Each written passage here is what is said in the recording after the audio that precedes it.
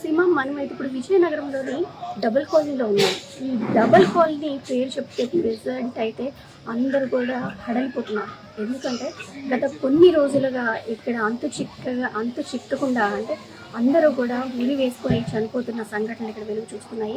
అసలు ఏం జరుగుతుంది ఈ వీధిలోని, ఎందుకు అలాగా సూసైడ్ చేసుకొని చనిపోతున్నారు అనేది కూడా $1,000,000 ప్రశ్న అని అయితే చెప్పొచ్చు.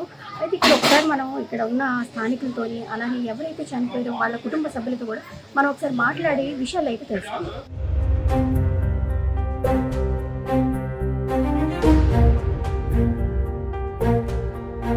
అందరూ ఒకటే దీంట్లో చనిపోతున్నారు అన్నమాట. అది ఎందువల్ల అనేది ఎవరికి కూడా అంతు చిక్కట్లేదు.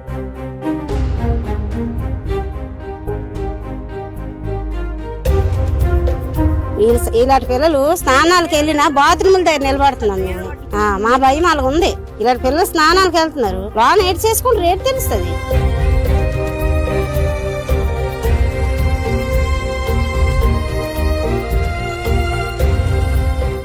అనే అబ్బాయి తాలూకా ఇల్లు అనమాట. అబ్బాయికి 15 సంవత్సరాలు. ఆ అబ్బాయి ఉరి వేసుకొని కూడా చనిపోయాడు. దీంతో కుటుంబ సభ్యులు కూడా లాక్ వేసేసి వేరే దిక్కు వెళ్ళిపోవడం అయితే జరిగింది. అంటే ఈ వీధిలో ఏదైతే ఉందో డబుల్ కాలనీలో కొంచెం భయానక వాతావరణం నెలకొందని చెప్పొచ్చు. ఎందుకంటే మొత్తం స్థానికులు కూడా భయభ్రాంతులకు గురవుతున్నారు. ఎందుకంటే 11 రోజులకు ఒకరు చనిపోవటం మాకు భయంగా ఉంది. చంటి పిల్లలతో మేము బయట ఇక్కడ ఉండలేకపోతున్నాము, మాకు ఏదైనా చూపించండి, మాకు ఏదైనా దారి చూపించండి, మాకు ఎందుకు ఇలా జరుగుతుంది మా కాలనీకి అని అయితే స్థానికులు అయితే మొరపెట్టుకోవడం జరుగుతుంది. అంటే ఇక్కడ ఏమీ లేదు అని చెప్పి పోలీసులు కూడా వీళ్ళకి కౌన్సిలింగ్ ఇప్పించి ఏ కారణాల వల్ల చనిపోతున్నారో ఇన్వెస్టిగేషన్ కూడా చేస్తున్నామని అయితే చెప్తున్నారు. ప్రెసెంట్ ఇది చూస్తున్నారు కదా, ఇది హుసేన్ తాలూకా ఇల్లు అనమాట. ఇక్కడ మనం స్థానికులతో కూడా ఒకసారి మాట్లాడదాము. అసలు ఏం జరుగుతుంది, ఎందువల్ల అలా చనిపోతున్నారు అన్నది స్థానికులతో ఒకసారి మాట్లాడదాం. కూడా ఒకరు రేసుకొని అందరూ ఒకటే దీంట్లో చనిపోతున్నారు అనమాట. అది ఎందువల్ల అనేది ఎవరికి కూడా అంతు చిక్కట్లేదు. రెండు మరి ఊరి చివరన ఉన్నారు కదా, ఏదో ఒక అనుమానం ఉంటది. అలాగా ఇప్పుడు ఈ చనిపోయిన వాళ్ళు వచ్చి ఉన్న వాళ్ళ దగ్గరికి వచ్చి ఇలా చేసుకోండి, బాగుంది, ప్రశాంతంగా ఉంది అని అనడం. ఒకటే దాంట్లో ఒకడు ఎలా చేసుకున్నాడో ఇంకోటి కూడా అలాగే చేసుకుని ఊరేసుకుంటున్నారు అనమాట. ఈ నెలలో జరిగినవి ముందు వేసుకుని ఒక 3 నెలల గ్యాప్ ఒకటి వచ్చింది, ఒక 4 రోజుల గ్యాప్ ఒకటి వచ్చింది అనమాట. ఇంకా దీనికి మించి బయటని ఫైనాన్షియలీ గానీ ఎవరికి ప్రాబ్లం లేదు. ఇదే ఒకళ్ళు చచ్చిపోయిన వాళ్ళు ఈ ఉన్నోళ్ళు వచ్చి వీళ్ళకి ఏంటంటే మా దగ్గర ఫ్యాన్ కూరేసుకో చాలా ప్రశాంతంగా ఉంది డైరెక్ట్ లైవ్ కల్లో నీట్ గా చెప్తున్నాను అనమాట. ఈ చనిపోయిన వాళ్ళు బ్రతుకున్న వాళ్ళకి అనమాట లైవ్ జరుగుతుంది. ఇది వాళ్ళు చెప్పింది. ఇవాళ నేను నైట్ కూడా జరిగిన కొరడు కానీ బయటకు వచ్చి చెప్పుకోవడం భయం పడిపోతున్నాను. నేను సీఏ గారు వచ్చి కౌన్సిలింగ్ ఇచ్చారు. ఇదేంటంటే మేము నమ్మడానికి ఓకే బానే ఉంటది కానీ పబ్లిక్ లో ఇది చెప్పుకోలేదు అనమాట. మేము 31 సంవత్సరం అవుతుంది మేడం ఇక్కడ. ఇప్పుడు లేదు మేడం. ఇదే ఈ నెలలోనే ఎక్కువ 11 రోజులకి ఎదురింట్లో చనిపోయాడు కుర్రాడు, ఇందులో ఒకటి చనిపోయాడు ఈ నెలలో. ఆ బ్యాక్ సైడ్ ఒకటి, మొత్తం ముగ్గురు ఈ ఒక్క నెలలోనే. అంటే మీ వీధికి ఎవరైనా ఏమైనా చేశారు? మా వీధిలోకి ఎవరు రారు మేడం. అసలు వీధిలో వాళ్ళు తప్పించి బయట వాళ్ళు ఎవరు రారు. ఒకవేళ వచ్చినా సరే మేము అక్కడ నుంచి పంపిస్తాం, ఎవరిని కూడా రాను అనమాట. ఇది ప్రత్యేకంగా వీధిలో జరుగుతున్నదే. లేదు మేడం, అటువంటి అందరూ పని చేసుకున్న వాళ్ళు మేడం. ఎవరు మీద అనుమానం లేదు, ఎవరు ఇక్కడ అంటే చేతబడి ఇటువంటి ఏమీ లేవు. కానీ ఎందువల్ల ఇలా చనిపోతున్నారు? ఒకళ్ళు చనిపోయిన తర్వాత ఆ అపోహ అనేది ఉన్నోళ్ళకి మైండ్ కి అలాగా ఇదవుతుంది అనమాట. దాన్ని పెట్టి జరుగుతుంది. చేసుకుంటా మనకైతే తెలియదు.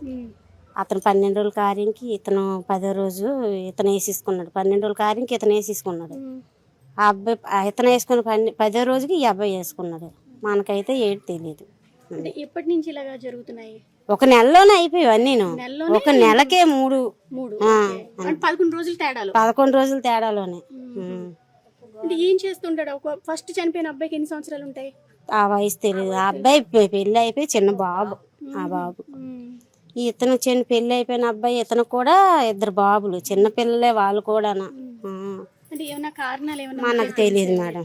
అలాంటివి అయితే మనకు అసలు తెలియదు. ఎందుకని మేము ఏదో ఇంట్లోనే ఉంటాం, తెలియదు లేదు. ఇక్కడ వాళ్ళందరికీ తెలుసు. ఇంట్లోంచి బయటికి వెళ్ళడం మాకు అవి తెలియదు.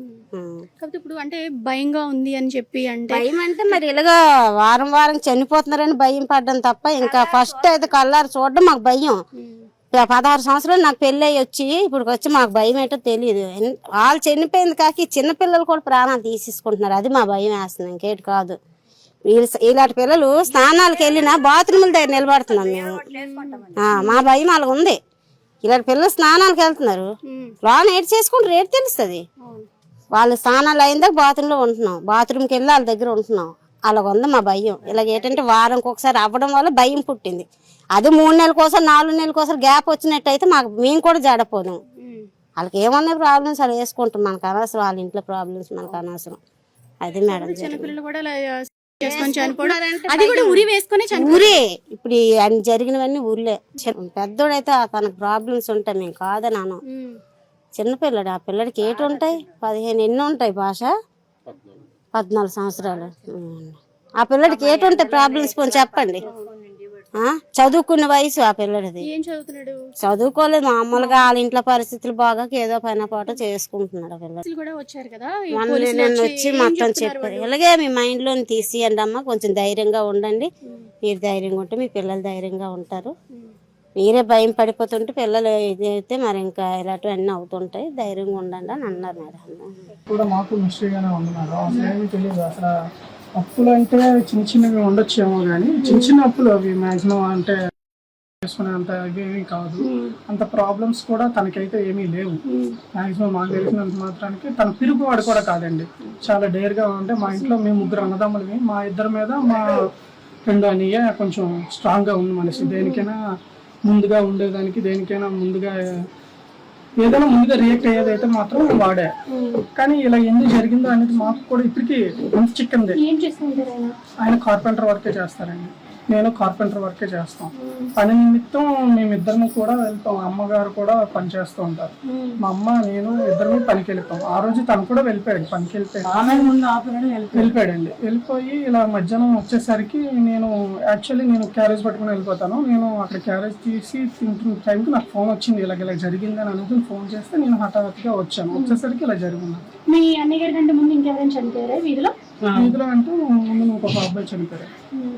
ఎన్ని రోజులకి మీ అన్నయ్య గారు అతను 12 రోజుల కార్యం ఇలా జరుగుతూ ఉంటది కదా, అక్కడ కార్యం జరుగుతున్న టైంలోనే ఇక్కడ మధ్యాహ్నం జరిగింది.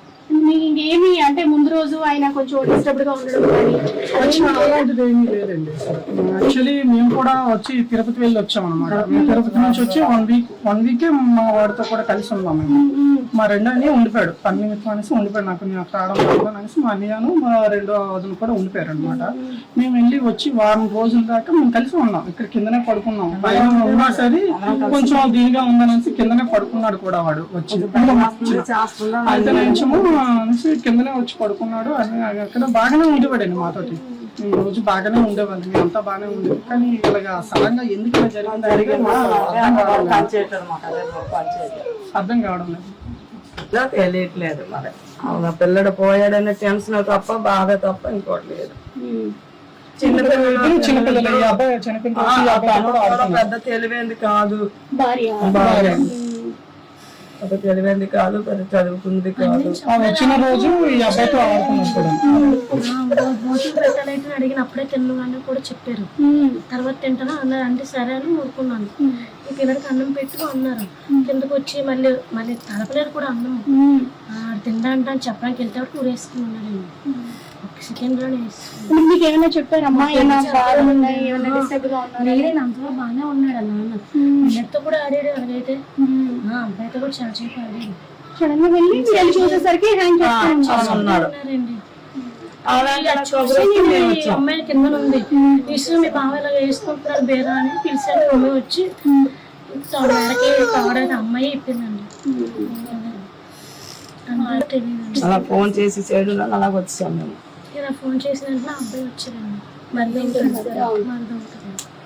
నుంచి వెంటనే వచ్చి హాస్పిటల్కి వెళ్ళాం. ప్రాణం ఉంటుందేమో అనుకుని ప్రాణం కూడా లేదు.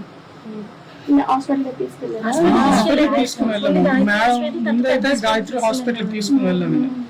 2 హాస్పిటల్ తీసుకెళ్ళాం మేడం. చనిపోయారని చెప్పారు. చూస్తున్నారు కదా, కుటుంబ సభ్యులు అయితే ఏం జరిగిందో ఏమో మాకు కూడా తెలియదు. ఎందుకంటే మాతో అప్పటి వరకు కూడా సంతోషంగా ఉన్నాడు. పిల్లలకి భోజనం పెట్టని చెప్పి మ్యాట్ మీదకి వెళ్ళారు.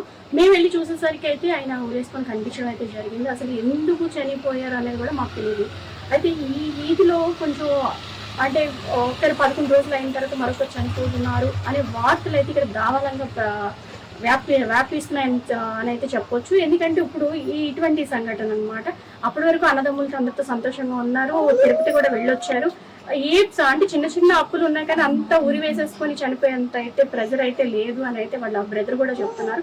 మరి ఏం జరుగుతుంది ఏమనేది కూడా ఎవరికి తెలియని పరిస్థితి. ఇక్కడ పోలీసులు కూడా ఇన్వెస్టిగేషన్ చేస్తున్నారు, వస్తున్నారు, ప్రతి ఒక్కరు కూడా కౌన్సిల్ ఇస్తున్నారు. మీరు ఎవరు భయపడకండి, ఏమి కాదు, మీరు ధైర్యంగా ఉండండి. మీరు ఇలా మనసులో పెట్టుకొని మూఢనమ్మకాలతో ఉంటే పిల్లలు కూడా ఇంకా భయపడతారు అని పోలీసులు అయితే కౌన్సిలింగ్ ఇవ్వడం జరుగుతుంది. ఇప్పుడు మనం చూసుకుంటే పోలీసులు కూడా తిరిగి ప్రతి ఇంటికి కూడా వెళ్ళి వాళ్ళతో మాట్లాడడం కూడా జరుగుతుంది. ఒకసారి మిగతా ఫ్యామిలీస్ తో కూడా మనం మాట్లాడదాం. స్థానికులు అయితే రకరకాలుగా చెప్తున్నారు. అంటే 31 సంవత్సరాల నుంచి కూడా ఇక్కడ స్థానికులు నివాసం ఉంటున్నారు. మొత్తం 450 ఇళ్ళు ఉన్నాయి ఈ కాలనీలో, మొత్తం కూడా ఈ డబుల్ కాలనీలో.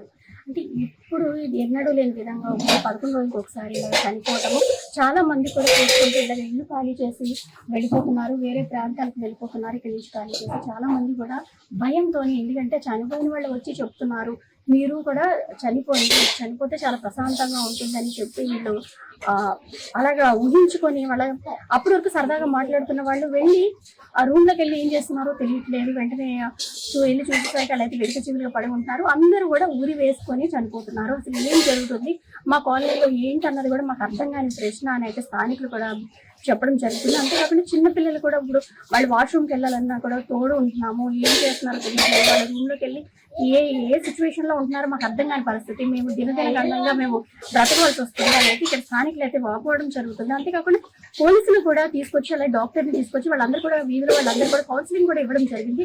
2 టౌన్ సిఐ కావచ్చు, అలా మిగతా పోలీసులు కూడా మనం విజువల్ లో చూస్తుంటే వాళ్ళు వచ్చి ప్రతి ఇంటికి కూడా వెళ్ళి కౌన్సిలింగ్ ఇస్తున్నారు. అంటే మీకు ఏమీ లేదు, మీకు ఏమి కాదు, కేవలం మీరు ఒక భయం అనేది పెట్టుకోవడం వల్లే మీరు ఈ విధంగా ఆలోచిస్తున్నారు అని చెప్పి డాక్టర్ని తీసుకొచ్చి ఒక సైకాలజిస్ట్ని తీసుకొచ్చి వీళ్ళకైతే కౌన్సిలింగ్ ఇవ్వడం కూడా జరుగుతుంది. మరి చూద్దాం ఇది ఏంటో అంటే ఇక్కడతో ఆగుతాయా, ఎందుకంటే రేపు సోమవారానికి ఇంకొక వ్యక్తి చనిపోయి 11 రోజులు అవుతుంది. మళ్ళీ ఎవరైనా చనిపోతారా అని అయితే ప్రతి ఒక్కరు కూడా భయంతో చూస్తున్నారు. భయంతో అంటే ఎవరికి ఏం కాకూడదు అని ప్రాణం గుప్పెట్లో పెట్టుకొని ఎదురు చూస్తున్న పరిస్థితి కూడా ఇక్కడ కనిపిస్తా ఉంది. మరి చూద్దాం ఏమీ కాకూడదు ఎవరికి, కేవలం వీళ్ళు భయంతోనే ఈ విధంగా చేస్తున్నారు అని కూడా అంటే కాలమే చెప్పాలి. ఎందుకంటే పోలీసులు కావచ్చు, డాక్టర్లు నిత్యం పర్యవేక్షణ చేస్తున్నారు ఈ కాలనీకి. మనం కూడా ఏమి జరగకూడదని ఆశిద్దాం.